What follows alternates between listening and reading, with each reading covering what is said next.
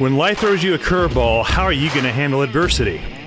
Welcome to the Fearless Mindset Podcast, where you're about to go on a journey as I interview security, business, and entertainment leaders on what it takes to stay fearless. I'm your host, Mark Ledlow, and enjoy today's episode. Hello, everybody. This is Mark Ledlow with the Fearless Mindset Podcast, and we're going to mix it up a little bit today, and we're going to have Jen Powell on from the East Coast, and we were introduced by Bill over at Oracle. Bill's a really good friend of mine, and Jen's part of the As Is mentorship program and also a school teacher. Yes, school teacher. Yes. And all you alpha personalities out there, don't be judging. Hear the story. And she's a bright lady, and she's doing some fun, exciting things on the East Coast. So I'm excited to have Jen tell her story of what she's doing as a businesswoman and as her experiences in the security field too, because she's in that mentorship program with Bill. And I want to give Bill a shout out for just being a great guy and helping and guide her on the steps of entrepreneurship. It's not an easy step. So Jen, we made this happen. How are you?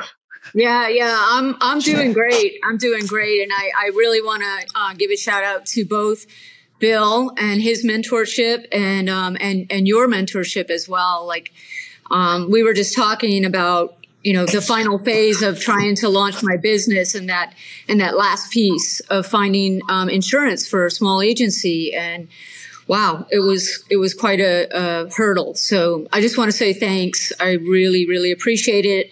And so do my agents. So thank you for that. You're welcome. Yeah, because we were talking, audience, about how you get in the security industry and we're supposed to mitigate risk. And that's what our job is for the client, reduce that risk. And I've come across so many companies out there that, well, my state doesn't require workers' comp. And then my first question is, okay, when that agent gets injured and goes to the hospital, guess who's paying that bill? The money trail. And that's what your worker comp does. Most people that no, my state doesn't require it, so therefore I don't need it. Well, when you go to court, the judge will decide differently, I'm sure. So, Jen, you found out that it was tough to get coverage because nobody wanted to have the risk, right? Absolutely. I started this process of building the business probably in January of this year. And I got had different experiences with finding insurance for the general liability, the professional liability, went through all the other procedures, licensing in the state and for the city. And I finally got to, I think, about the 9-month mark. And I had started bringing on agents and getting them credentialed and licensed and putting crossing the T's and dotting the I's. And I came up to the workers' comp requirement. So the state of Delaware requires workers' comp. And when I saw that, being an attorney, I'm still a licensed attorney as well out of Florida. Wow. But when I saw that, oh, you didn't know that? Okay, yeah. I did not know that. I started this journey as a prosecuting attorney. Yep, in South Florida. Holy crap! You know how to fight in the courtroom. In the courtroom, yep. That's where I started. So when it comes to liability, the state's saying you need workers' comp.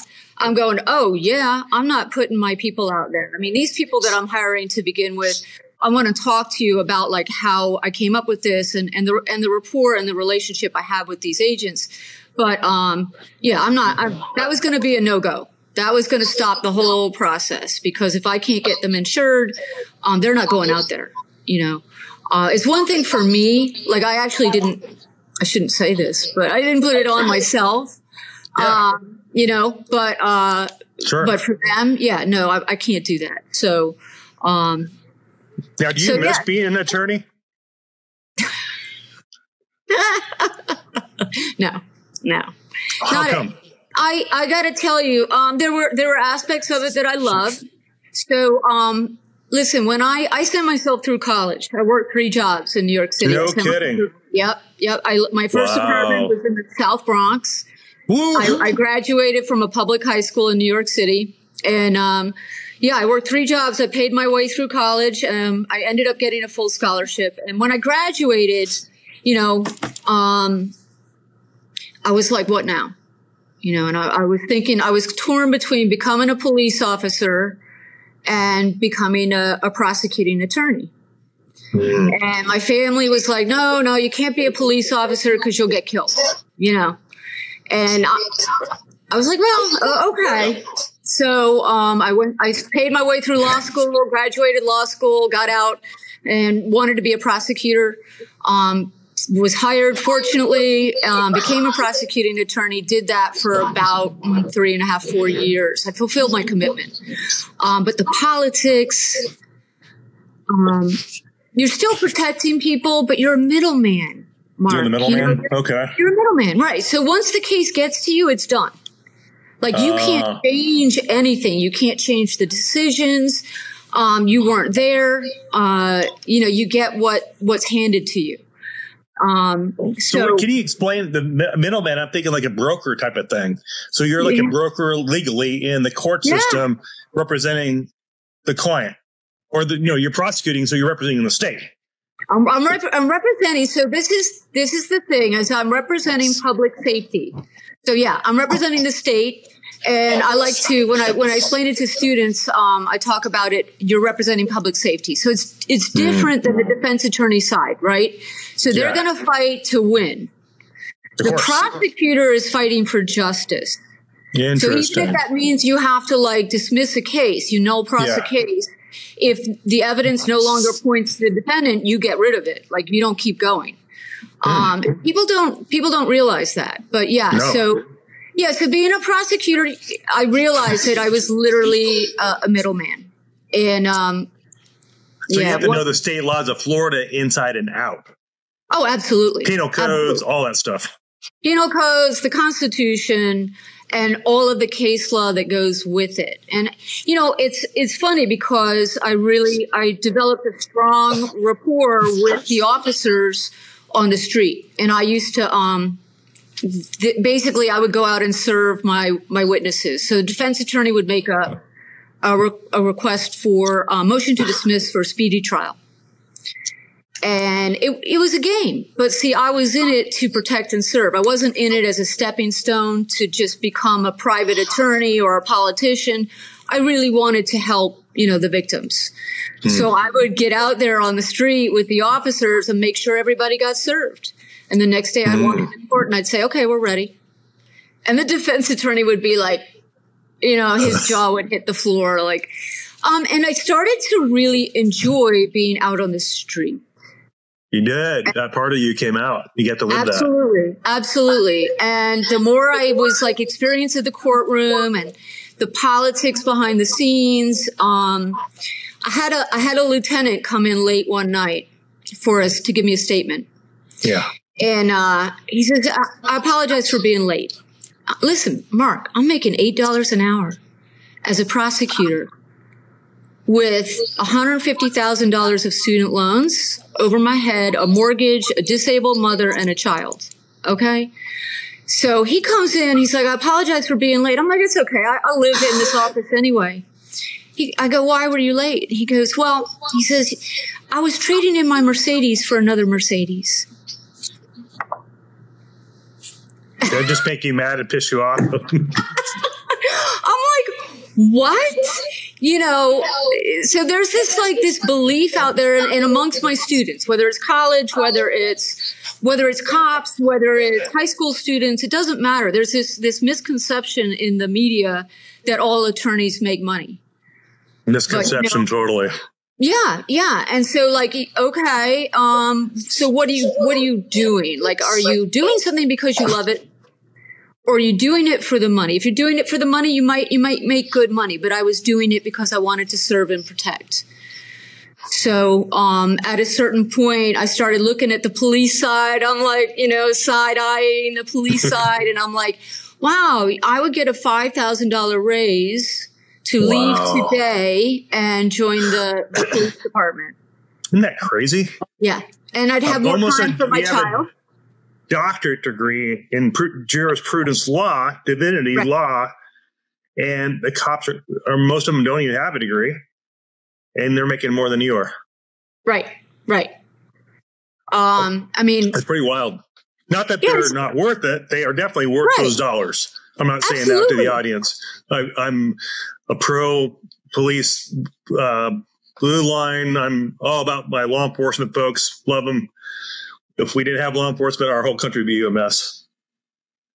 Yeah, and we're beginning to find that out. And so that's kind of like where I'd like to explain where I'm going with my business. But so absolutely. I became a police officer. I became an instructor at the police academy. And you loved it? I loved it. Yeah. The absolutely. passion. You just lit up when I said that. You can see the passion coming out of your face. Like she just found herself, your identity. I can't tell you, like the police academy, I tell my students, like the police academy for me was like Disney World. Really? You like ate they're it like, up. I did. I loved it. It was just, I want to build an obstacle course like that. I was trying to do it in my school here, but I want to build an obstacle course like that in my backyard just for, the end of a run, just go hit the obstacle course. And I'd be living the dream. You sound like you're a part triathlete too. I actually used all my electives in college to become a certified fitness instructor. Holy smokes. Wow. So, what do you not do? You're gifted. Thank you. You know what? And people laugh when I say it, and I hope you will forgive me for saying it because it is a gangster term, but YOLO, right? Like you only live once. You gotta there's no retakes, right? None. So true. It's not a rehearsal. So you go for it. And I commend you, it's just, I coming on a podcast, kind of telling your story to the whole freaking world out there. But I felt Bill reached out and said, Bill asked me to have you on the podcast. And this is a favor. And now I get to know you. Now I get why you're an amazing guest, because you have rich background, rich history. You put yourself through college, no help on mama and daddy. You're not from a rich family. That's a lot of work. Going through a major university, getting your PhD of all things. I barely got my 4-year degree and then become a lawyer and then become a cop. I'm like, holy crap. I bet the courts hated you coming in to represent. I bet. Oh, Mark, listen, I never got, none of my arrests ever got brought to trial. I wonder why. Yeah. And that's what I tell the students. Like, if you can write a good police report, if you can show that you know the law, then they're not going to mess with it. They just want a plea bargain then, Yep. So, yeah, wow. Absolutely. So your police reports were so powerful because you have a gift of writing and knowing the law. You had your reasonable suspicion and probable cause when you pulled that person over. Boom. There's nothing in dispute. It's right there in the report. Yeah. And if you know the case law, and you know how I love writing. That's actually been like a side thing for me as well. But I loved writing. That was the one thing I loved, when I was an attorney, is like doing the writing part, the research, the writing, it's very powerful. And I think it's like a dying art. I really do. Writing and now with AI, boy, good luck. That's scary. It is scary. Screw it all up. It's going to become the new division. Paralegal? Between society. It's going to become the new division. Do you think so?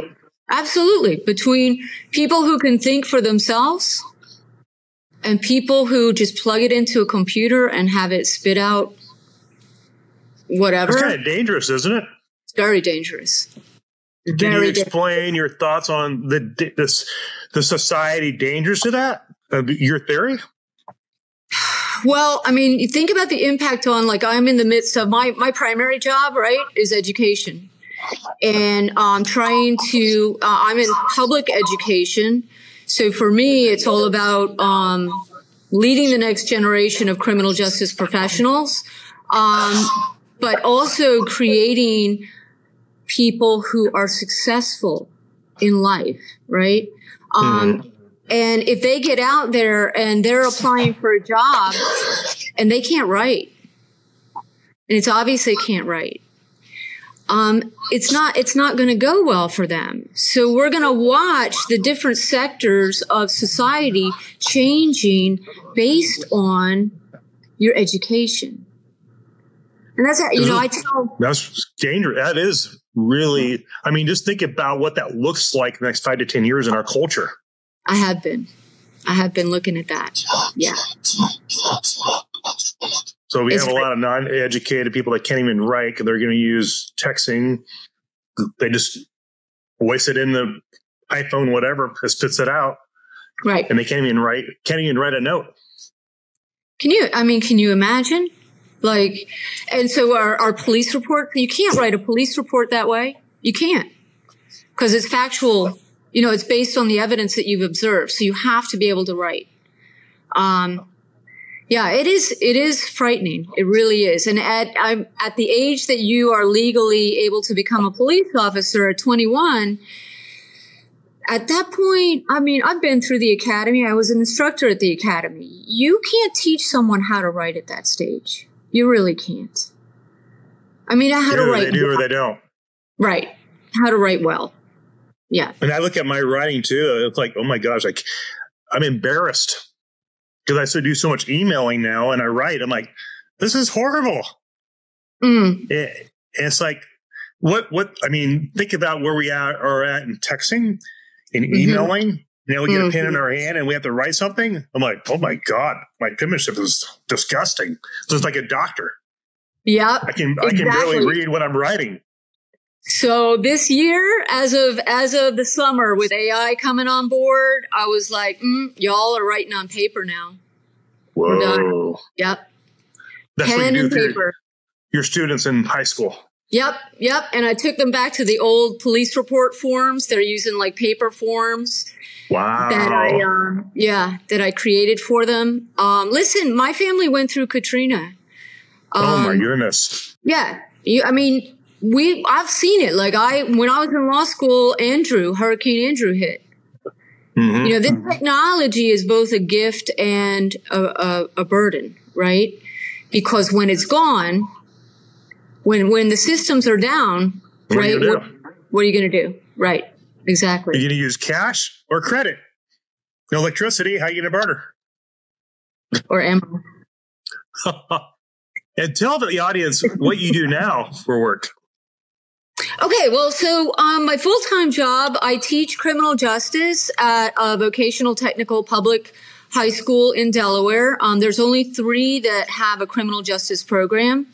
And it's great because I get to be creative. I get to include an academic and physical portion that when I was teaching college, I couldn't do. It was all academic. That doesn't really give people a good sense of the well-rounded nature of this line of work. So it's really cool to be able to implement and all the changes. I have them doing FEMA certifications, CPR, first aid, physical fitness testing, the same that we did in the police academy, the same that you do for the ROTC. So it's fun. And I've been doing this here for like 12 years since I came to Delaware. 12? Yeah. Dang. Yeah. So what attracted me? Lawyer, prosecutor, cop on the street, busting bad guys. Now you're a high school teacher. Yeah. That's amazing. That just shows humility. Thanks. Yeah. It's an interesting, the generations are changing a lot from when I was in school. Definitely. Oh, I can imagine being in school now. I would lose my mind because everybody is so absorbed with social media and then I know my nieces and nephews they're on their phones and that's what they do. That's what they live. Back then it was go outside, go hang out, go cruising on the street or go socialize. We didn't even have that technology. The way we interacted was so different too. Absolutely. And it's something that you have to learn to work with because they're addicted to them. They're literally dependent on them for their very identity, so we kind of we barter in the classroom, it's you have to barter? Yeah, well, when they come to me in ninth grade, I tell them, look, this is a tough class. You're going to learn the law in 10th grade. So don't apply if you're not up for it. You know, and oh, by the way, we'll be running a mile and a half 4 times a year, you know, so, and we'll be doing push-ups in the middle of class, you know. Holy crap. Yep.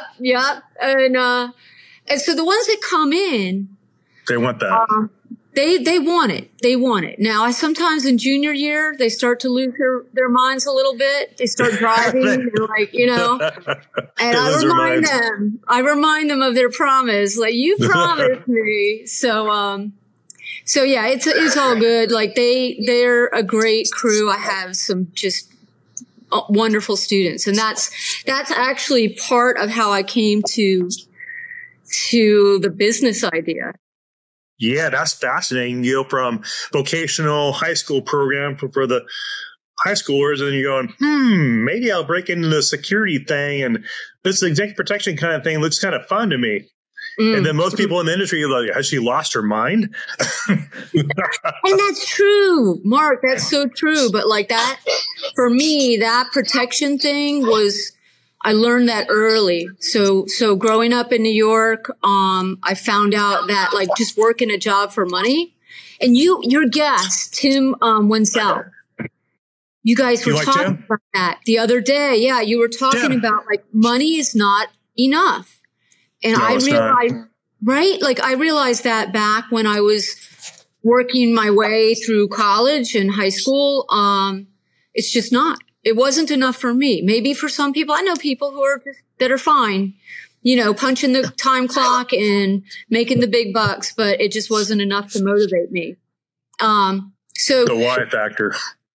Yeah, exactly. What are you doing? You know, what's your plan here? What's your purpose? So my purpose I connected with was protection, and it always has been. Like once I found it, that was my burning passion. So I found this, and I'm guiding the next generation. But I'll tell you what, Mark, like, I really missed being out on the street. I really missed it. And, you know, I thought about like going back to police work and, you know, all of that. And then I'd have to leave here. And I'm like, maybe I could do something on the side, you know? Okay. So so I'm thinking about this, and it was winter break last year. And I'm like, what can I do? I need to like get myself in better shape for my retirement. But I want to be on the front lines. I want to be back protecting people. So I started to things started to fall in place really quickly at that point. You know, I started thinking, well, what about security? You know, what about protecting people? And it was like, on fire. Like it just started to roll, and everything I thought of to like try to change my mind was like overcome. You know how you'll do that? You'll like test your theory, and everything I tried to test just made one more reason why I should do it. I started looking at our critical shortage of law enforcement. Huge. Oh, it's huge. Just massive. And it's starting right here. Mark, it's starting right here at the high school level, right? So these kids are in this, like, I don't know if you've seen the movie Social Dilemma, right? But they're in this like vacuum. If you haven't, you need to see it. It's amazing. They're in this vacuum where they're just like in this feedback loop, right? Receiving the information that their friends are receiving, and they're all in this one great big thing. And the great big picture is anti-police. And they can't step outside to see the forest, right? They're like buried in the trees. And it's like, look, you know, we are facing a critical shortage right now. I have students who have always dreamed of being in police work, who have the same passion that I have, but they're afraid to say anything. You know, they're afraid to acknowledge it for fear of backlash. Really? You know? In the high school? Oh, yeah. The peer pressure to be anti-police is just shocking. Tell me more about that. I didn't know that. Oh, it's almost like accepted to be anti-police. So if you were to kind of go against that trend, you would be shunned. So shun meaning in their world is social media, blasted, that type of thing. It could, yeah. And that's the world of them. That is their world. That is their world. Absolutely. That's how they are defined. They're defined by, that Maslow's hierarchy, their sense of belonging was all the more important at the high school level, Fortunately, the ones that are here know what I'm all about. Mm-hmm. So they know when they come to me that I'm going to be talking about police work. That's primarily, we kind of do police academy light. We do the legal work. We do some hands-on stuff, but most of it is the legal side, the academic side. So with them, I know that I have their attention, and some of them really want to be cops. So I have come up with some ideas. I've got these career partners who come in and advise the program. So HR department from Delaware State Police, HR department from Newcastle County, Wilmington Police, Dover Police, and then, other areas as well. Department of Correction here is huge. Victim services. Mm-hmm. And they're all telling me one thing, Mark. They're all telling me that we're losing potential candidates when they leave high school during college before they turn 21 and can carry a gun. So what's happening is they're making bad choices. Now look at that in the context where we are now, where social media is police work is bad. You're a fascist if you want to be a police officer, right? Mm-hmm. Legalization of marijuana, yep. Right? This huge influx of heroin and heroin related abuse. And you've got all this peer pressure. You've got going to college. You're now away from your parents. Bad news, bad situation. So I'm thinking this critical shortage, students who want to be cops who are getting lost in the mix, right? Mm-hmm. And me wanting to protect and serve. And I'm wait, I've got 12 years of generations of students here that I've been with for 3.5 years. I know these people, and I'm going to reach out to the ones who have that heart, and I'm going to see, if any of them are interested. And sure enough, I've already lined up my first 4.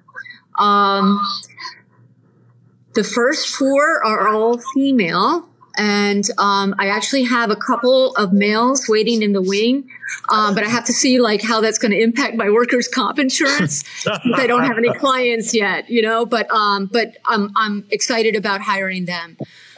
So basically, they're intern police officers. You see what I'm doing? What a concept! Here? Yeah, I see that. Yeah. That's genius. So they agree to random drug tests. Right? Okay. I base the jobs around their hours at college, right? So I make it flexible for them. I pay them a decent wage. I'm not paying them rock bottom. I'm paying them. These are my students. They're like my kids, Okay. So I'm going to pay them something that makes it worthwhile. Absolutely. And now I'm going to introduce them to the joy that you feel when you protect someone. I'm going to put them out there, and I'm going to make them connected to their purpose. And so that was that's how it all unrolled. And that's where I am. What do you think? My brain is just processing what you just did and going, wow, that's incredible. That's a gift you're giving to these kids. Maybe they don't want to become a cop. Maybe they don't want to be a lawyer. Maybe they don't want to go in the military. Right. And some of my kids go to the military. Mm-hmm. And so maybe they want to try something different they never thought of. And the idea of being a cool bodyguard, they see it on social media because they all live on Instagram and TikTok. So they're seeing all these, the Swift followers and, Kelsey, they're all dating the Kansas City Chiefs and all that. They see that. And they go, wouldn't it be cool to protect people? because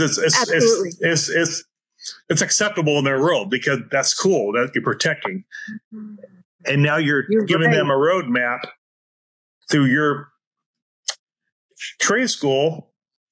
In high school, here's the way. Here is the pathway to success.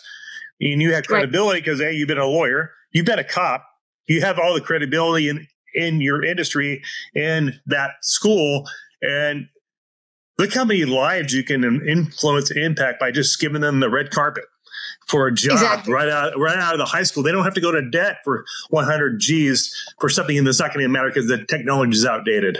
That's just amazing to me.